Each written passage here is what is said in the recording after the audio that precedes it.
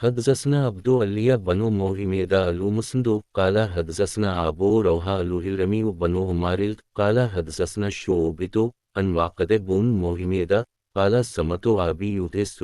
عن ابن عمر عن رسول الله صلى الله عليه وسلم قال فأمرت أن أقاتل الناس حتى يشهدوا أن لا إله إلا الله وأن محمدا رسول الله ويقيموا الصلاة ويؤتوا الزكاة فلذا فعلوا ذلك سموا مني دماءهم وأموالهم إلى بقيع السلم وحسابهم على الله۔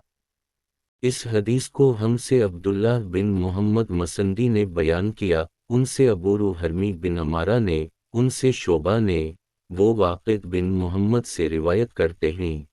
وہ کہتے ہیں میں نے یہ حدیث اپنے باپ سے سنی، وہ ابن عمر رضی اللہ عنہما سے روایت کرتے ہیں کہ رسول اللہ صلی اللہ علیہ وسلم نے فرمایا،